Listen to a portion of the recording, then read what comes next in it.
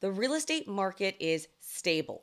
But what kind of stable is it? Hi, my name is Nicole Black, your Arizona Realtor, and we're going to take a look at the indicators, one showing that currently, right now, today in Arizona, the real estate market is pretty stable. If you take a look at all the numbers, which we're going to, but what could be an indicator showing that it's not? So, are we a steady Eddie kind of stable where we can trust it, where we know we're going to keep going at this pace?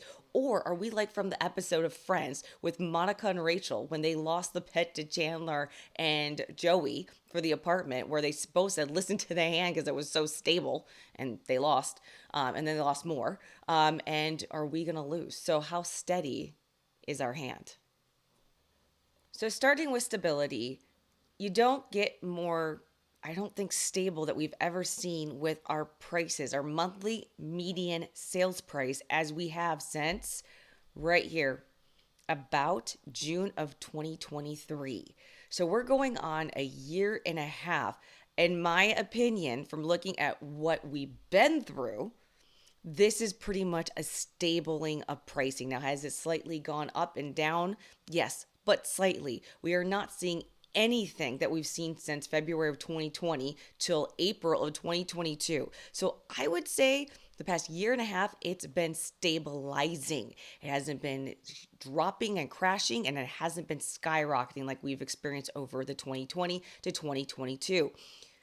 So our median price, our median sales price is looking pretty steady. Now let's take a look at our demand and supply index, which should drive price, correct? So where we can see right now is that the red line is our demand and our blue is our supply, and those right now and have been pretty steady. There's not much of a gap in between. They're going pretty much linear with each other, especially right now. They're basically on top of each other where supply has just barely gone over demand. But let's take a look at, like I said, right now it's looking stable. The indicators, let's even go to real quickly, days on market. Again, looking pretty steady. So days on market, our median sales price, our supply and demand, everything is pretty steady. But what does it look like when it's not? And what indicator can we go to? Let's go here instead.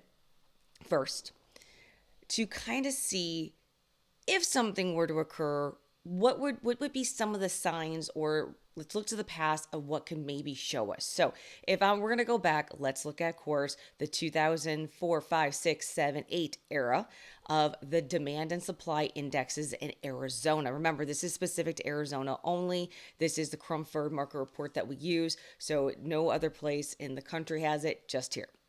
They may have their other, I'm just saying Crumford in particular. So if we look at the 2004, 2005, can you see right here? The red line is the demand, and this is 2005. And in 2006, what was happening? To 2007, before 2008, what was happening?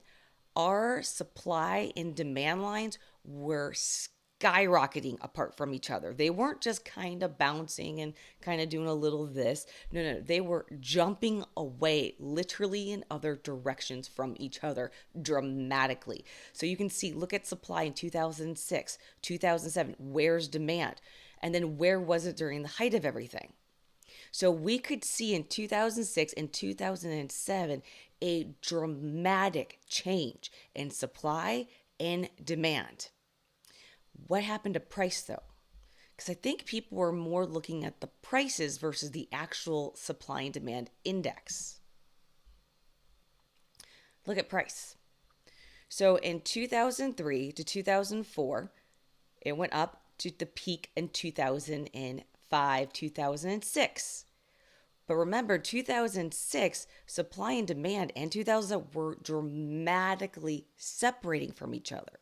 But what was price doing? It was hanging pretty steady. It was coming down a little bit, but look at this.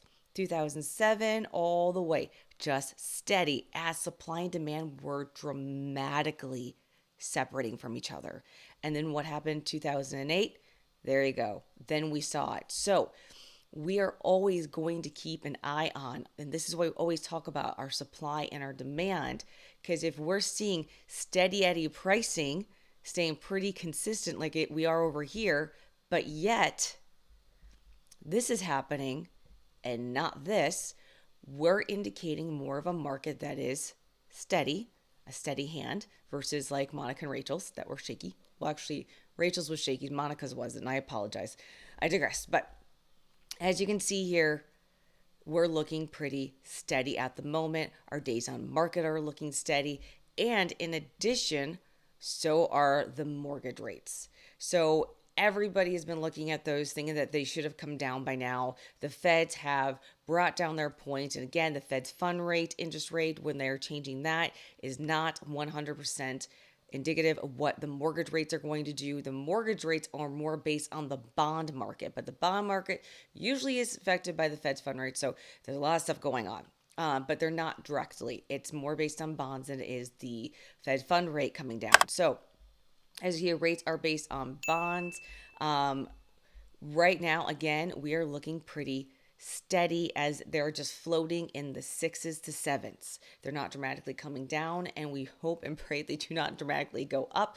But right here, Mortgage News Daily is saying what we should be looking for is the first 2 weeks of December are the most important left in 2024.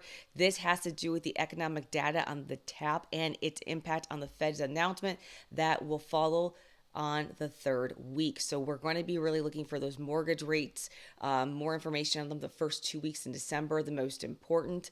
Right now they're saying our best victory is we could hope for that the rates to simply avoid making new long-term highs. That is actually what we're hoping for. Again, for them to stay steady and not go too high. Of course, we'd love for them to come down, but we don't want them to come down into a point where it causes more inflation and also prices to skyrocket again because we have an affordability issue in this country. So right now, it's looking like everything is staying steady. But we do have one curveball. It's just a little one. It's not a big one, but there is a little curveball, and it's our active listings. That supply part that we talk about. So right now, typically, historically, seasonally, at this time, we start to turn down in our listing count. Look at here, down, down, down. What are we doing right now? We are the purple line. 2024 is the purple line. We are going what? We're going up. We're actually going up in active listings at a time that we should be going down historically, seasonally. Is that dramatic at this time? No. Is it something to watch and be aware of? 100%. Now, if you're a buyer, this is something to definitely pay attention. If you want a house in 2025, or at least by the end of this year, 2025, and you're going to buy, now is the time to look. Now is the time to be a little more serious. Now, if you're waiting for 2, 3, 5, or you don't need to buy right now, you take other things into consideration. But specifically, the reason being I'm saying this as somebody who wants a house now or in 2025 is because, one, our active listing count is going up. That means more competition for the sellers, less competition for you. So there are more people or more active listings than there are more than demand probably for them. So you're going to have better negotiating opportunities with purchasing the home with the seller. In addition, guess what? Around Thanksgiving and Christmas and New Year's is the best time to buy. We slow down. You have less competition. You've got more active listings to look at. Like, this is the time if you are buying now. This is the time to really get out there and look. Again, if you're not, not that you can't buy now 100%, but there's just other factors maybe you want to consider as well. But now is definitely, if you do want to have a house in 2025, a good time. Let's look at our listings under contract. We look at this as our demand. So we're seeing right now that it's low. It's low, but it's not as low as 2023 and 2022. It's slightly above, but historically our demand is low. And I kind of wanted to show you, like, where's the action going on right now in the Phoenix metro area? Like, where are people buying? Well, anything in the red to peach color is a hotter, or frenzy, and we have very little of it. So there's a little bit going on in Scottsdale in 85254. We have a very minimal in the Phoenix area, these zip codes right here. And then for the majority, we are between warm and cold throughout the valley. So it's not super hot right now. We have low sales going on. So, but for the areas that they are somewhat occurring it is an 85254 over here in 85259, a little bit in Gilbert Chandler. I believe this is all Chandler down here though, because Gilbert's right there. So this is Chandler, a little bit of Scottsdale, and tiny bit of Phoenix.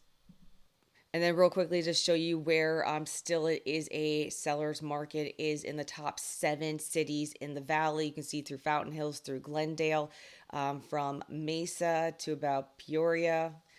It's more of a neutral market slash going into a buyer's market, and then definitely surprise to Buckeye. It is a buyer's market right now based on the Crawford Market Index, which is taking supply, demand, and other factors into consideration.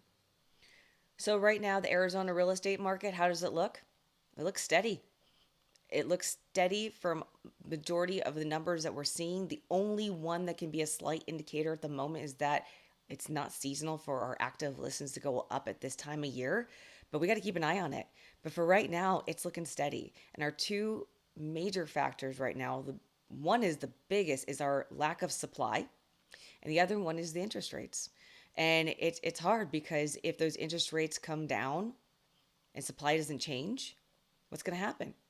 So we have a slight increase in supply, but we're historically low. And right now, if interest rates were to come down, that means then prices would go back up. But if interest rates stay steady, if our supply slightly keeps increasing, it's a pretty steady market. And then always, of course, I have to bring up the potential of a black swan event, which we don't know about. It'd been wonderful in 2008 if we all would have known, had a crystal ball, but we didn't. But we did see the indicators from Crumford that potentially could be a leading indicator that something is occurring in the future. So we are going to keep an eye on that. So if you want to stay updated on these numbers, please like and subscribe, because this is what we do. We look at the actual facts of what's going on in Arizona, in the Phoenix metro market. So we're not going off of the news or just hearsay or some influencer online that's talking about the United States as a whole. We actually specifically look at what's real in Arizona, and we take those numbers and we show you what they are today for you to make the best decisions possible in your real estate journey. Wherever you are in the world today, hope you're doing absolutely amazing. And also, please always feel free to reach out. You can always call us, text us, email, whatever your preferred communication is, and we will help you. And never forget, we are always here for you.